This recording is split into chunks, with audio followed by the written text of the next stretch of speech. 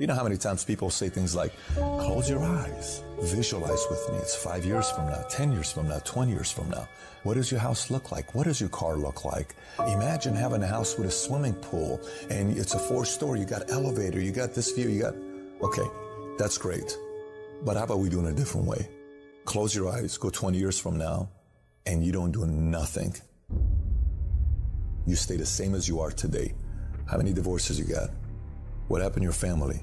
How about the people that said you're going to quit and they say, I told you so? Every single time you have to appease to their opinion becoming factual because you gave up on your dreams. Say, that's the real exercise. And if you're okay with that, keep living life the way you're living.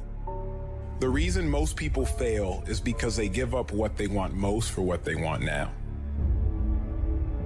You don't have to work hard, you don't have to eat right, you don't have to sleep right. You don't have to do more than what's required of you. You don't have to do anything that you don't want to do. But you also don't have to win. You don't have to be a success in life. And that's why so few people achieve great things. Because they don't want to sacrifice, they don't want to discipline for something greater. So you see all these people that have great things in life that you look up to, it's because they were sacrificed and disciplined long before you ever knew them. You got to get tired of losing. At some point, you got to be fucking tired of not being number one. And you got to fucking play angry. And I play angry. You got to work every fucking day. Doesn't end. Because I'm pissed off for greatness. Because if you ain't pissed off for greatness, that means you're okay with being mediocre. I can't relate to lazy people. We don't speak the same language. I don't understand you, and I don't want to understand you. It's the fourth quarter. Once this year's over, you can't go back and add nothing to it. What kind of competitor sees the finish line slows down? Hear what I'm trying to tell you? Close, close, close, close. Why? Because the world treats you different when you close. The world treats you different when you can finish, where much is given, much is required, but you're going to get the rewards. Rewards come after you work, not before. The only place where success comes before work is in the dictionary. You look for excuses. Look for solutions. That's what winners do. Losers are always looking for the excuse, where the winner looks for the solution, man. Why don't we put the energy into the dreams that can be?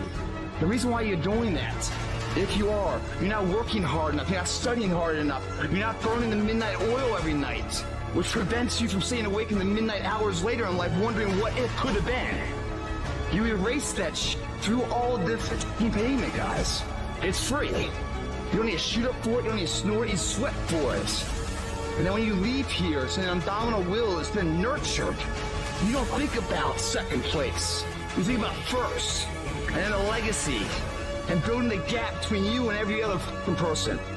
Those times when you get up early and you work hard, those times when you stay up late and you work hard, those times when you don't feel like working, you're too tired, you don't want to push yourself, but you do it anyway.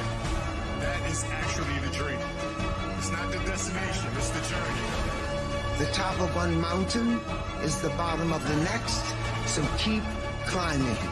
Everybody's living off the hope factor. They hope the water's never cold. They hope the weather's f***ing good. I don't live off that hope shit. I wish the water's cold. I wish the f***ing rain.